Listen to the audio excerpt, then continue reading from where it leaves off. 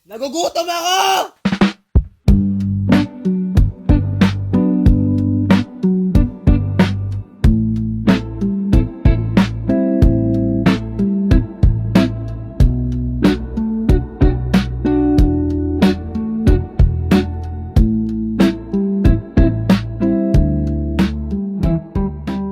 Magandang araw, ako si Binel at ngayon pupunta natin ang isa sa mga pinakamalaking benta ng isda dito sa UAE. Ang ating pupuntahan ngayon ang Abu Dhabi Fish Market, kung saan makikita natin at iba't ibang uri ng mga alimasag, mga isda o anumang yamang dagat na pwede natin kainin. Ngayon kasama ko ang aking tatay, nanay at ang aking kapatid. Hi Kiana!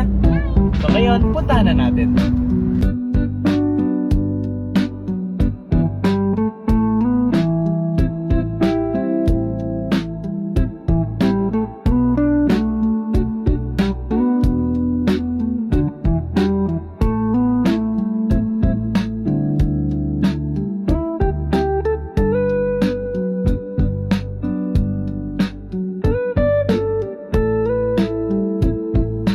So ngayon at nakabili na tayo ng lobster, pupunta naman tayo sa Lulu Hypermarket para makabili tayo ng mga iba pang ingredients na kailangan natin para sa ating pagluluto.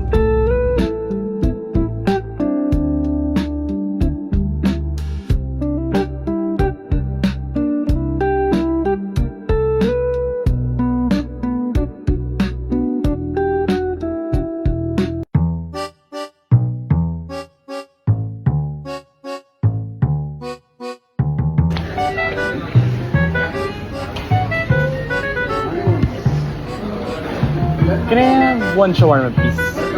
Sige. Arma.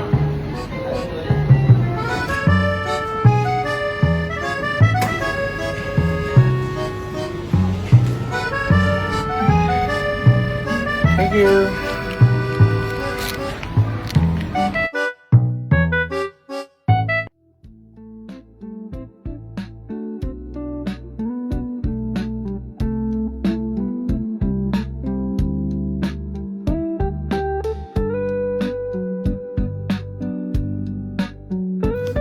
Para naman sa ating susunod na proseso bago natin siya lutuin, tanggalin naman natin ang mga galamain, mga hindi naman natin nakakain tulad nito. So gugupitin lang natin siya, tapos pwede na natin siya pakuluan mga sabihin natin mga 5 minutes.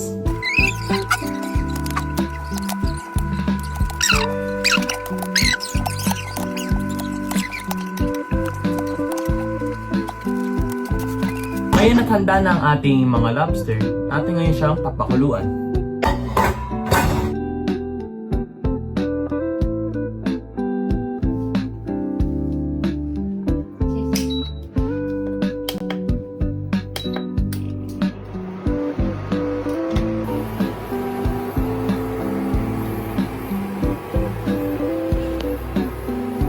Habang hinihintay natin kumulo ang ating lobster, handa na natin ang mga iba pang sangkap na kailangan natin para sa ating pagluluto. Tulad ng dahon ng sibuyas, kinchay, mantikilya, bawang, asin at paminta pampadala ng lasa, paprika, relish, mayonnaise at syempre, tinapay. Ngayon na tapos na ang ating lobster, luto na siya. Makikita nyo na nag-iba ang kulay niya at naging kulay orange siya. Ngayon na tapos na siya, ating hahanguin at ating papalamigin ng konti kasi himayin natin ang kanyang laman para ay ang ating gagamitin para sa ating lobster roll. So ngayon natapos na ating pakuluan at medyo malamig na siya, pwede na natin siya buksan at kukunin natin yung mga laman na nasa loob ng ating lobster. So bibigay na natin ngayon.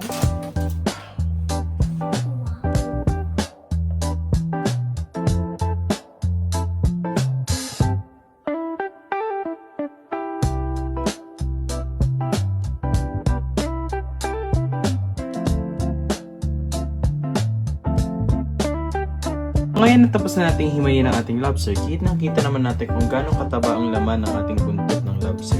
Dito naman makikita natin ang mga laman loob niya sa bandang ulo at ang mga galamay niya na karne. Kita na napakasarap. Ngayon, hatiin natin siya ng mga maliliit pa, tapos gigisain natin siya upang magawa na natin ang ating palaman para sa ating lobster roll.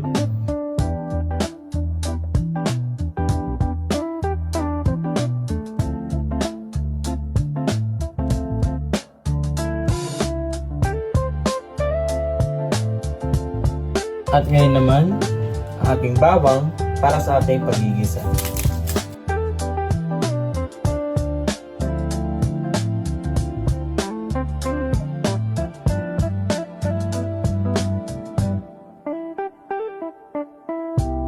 naman ang ating kinchay, kumuha lang ako ng isang tangkay niya kasi masyado madami pag inubos natin siya lahat.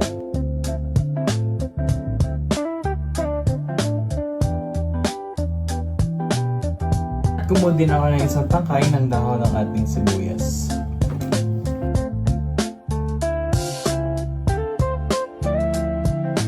Kaya natapos na natin siyang hiwain, ating gigisayin ngayon ng ating lobster kasama ang ating bawang at ang ating mantikilya.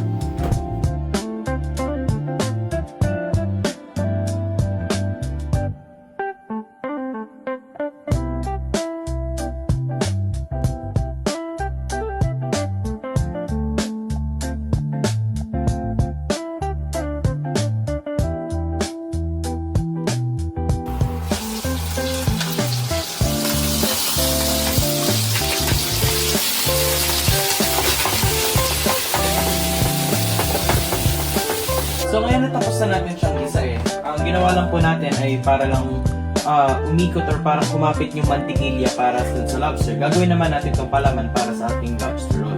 Kunti lang lalagyan natin dito kasi po yung iba po gagawin pong ulam ng aking ina. So ayan po, lalagay lang po tayo ng konti. Ilagay na po natin dito ang ating mga hiniwa na celery. Saka ating dahon ng sibuyas.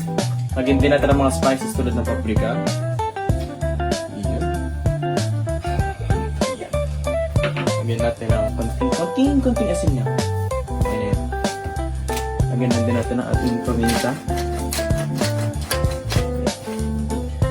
At ito pa naman ay sobrang optional lang po ito. Sadya lang po talagang maarte po ang ating gagawin ngayon. Kaya lalagyan pa natin ng konting relish. Tapos ang kanya magiging, let's say, pampalapot, ating mayonnaise.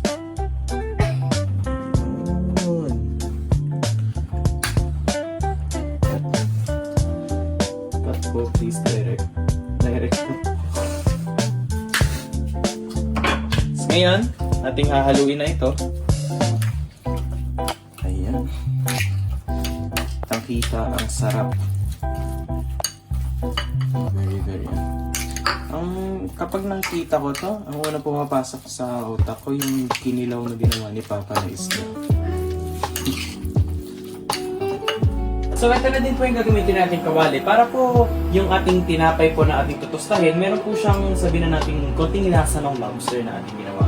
So ang gagawin na po natin dito, hihiwain po natin siya sa gitna, syempre, para dito po papasok. Yan. Tapos po, ang gagawin po natin, hihiwain po natin yung kanyang mga gilid.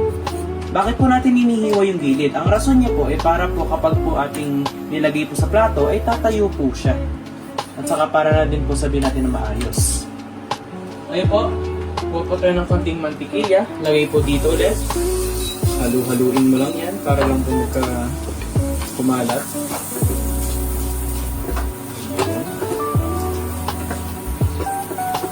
Tapos, habang kumakarta po siya, ang ating tutustahin po yung gilid lamang po. Para po, kapag po ating kinagat, ang may crispy po siya sa ating labas at sa loob, sobrang lambot na siya.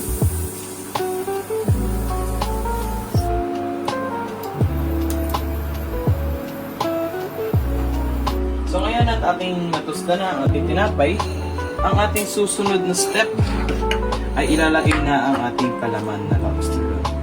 So, bakit nga ba itong aking ginawa? Sa mga Pilipino, hindi siya usually makikita pag pumunta tayo sa mga restaurant, mga kainan, karinderya. Siyempre, kakaiba to. Ito ay ginagawa ng ulam. Ginagawa na siyang ulam ng mga Amerikano kapag gabi or kahit nga lunch nila, okay lang. Pero sa ating Filipino, panigurado, kulang pa ang serving na ganito. Sige, ito lang natin siya.